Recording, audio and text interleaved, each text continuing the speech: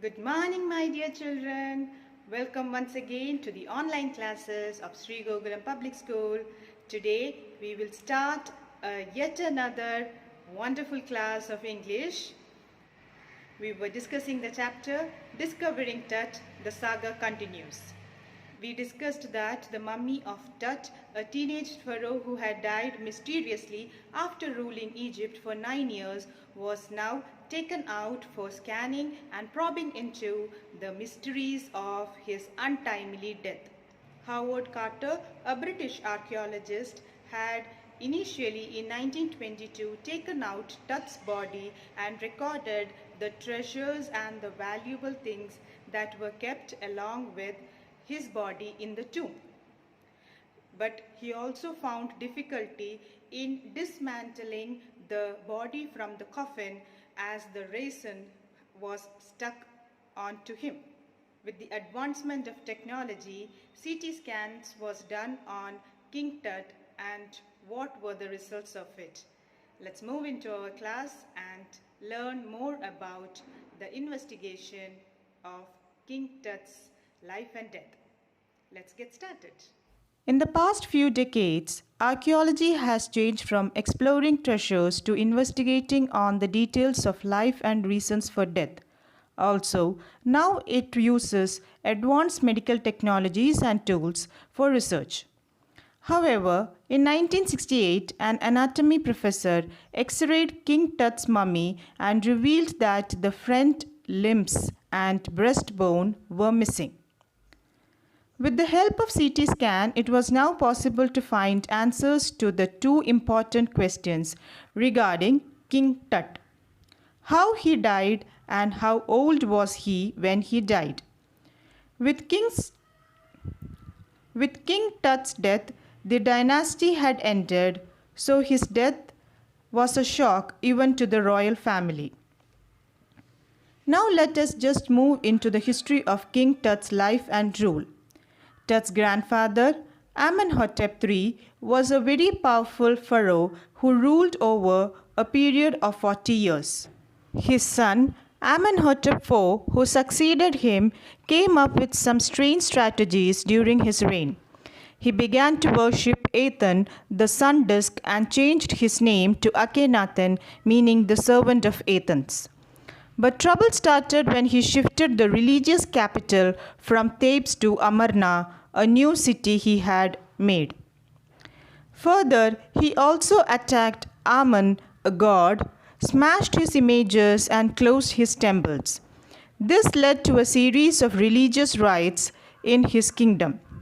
Ray Johnson, director of University of Chicago, observed that the strange behavior and strategies of Akhenaten proved to be dangerous for the royal family and their era was coming to an end. After Akhenaten, another mysterious king, Smenkhera, succeeded him and died soon. Next, Tutankhaten, also known as Tut, came on throne and ruled Egypt for 9 years. He restored peace and harmony in Egypt. Again, god Amun was worshipped, and the young boy also changed his name to Tutankhamun, meaning a living image of Amun god. But he died unexpectedly.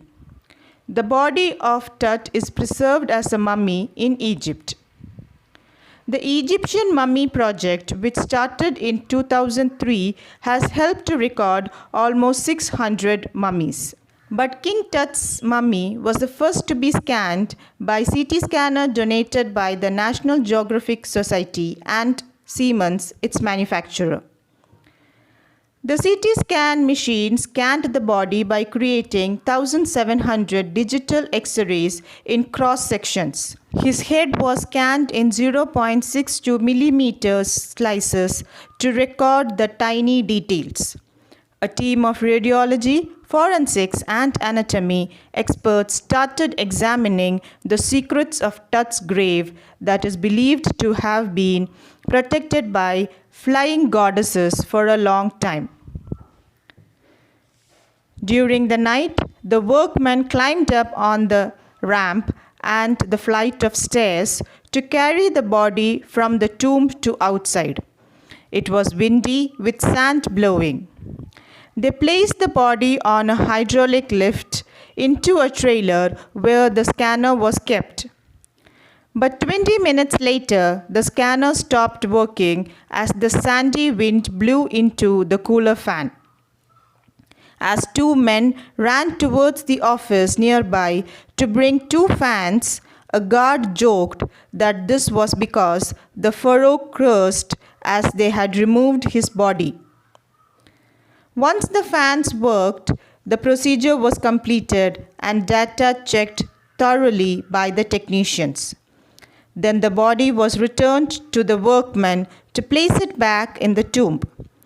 In less than 3 hours, Tut was resting in the same place where the priest had laid him thousands of years ago. In the trailer, the technician showed a beautiful image of Tut on the computer screen. From head to vertebrae, hand, rib cage, and sections of skull, everything was examined. Finally, the pressure was off from the shoulders of Zahi Hawass. The previous night, he hadn't slept as he was worried with the procedure of scanning, but now he smiled while sitting in his chair. He felt relieved that nothing went wrong. By the time they left the trailer, the wind had stopped and the winter air was like death itself. Just above the tomb, the Orion constellation shone in the night sky, guarding the boy king. With this, we are concluding today's class. The lesson gives us a deep insight into the Egyptian culture and their belief of life after death. I hope you have well understood the concept and the theme of the lesson. Notes of this chapter is attached and a review test is also given. I want all of you to attempt the review test.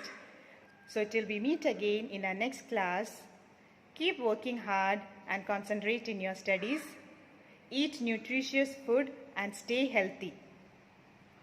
Thank you and have a nice day.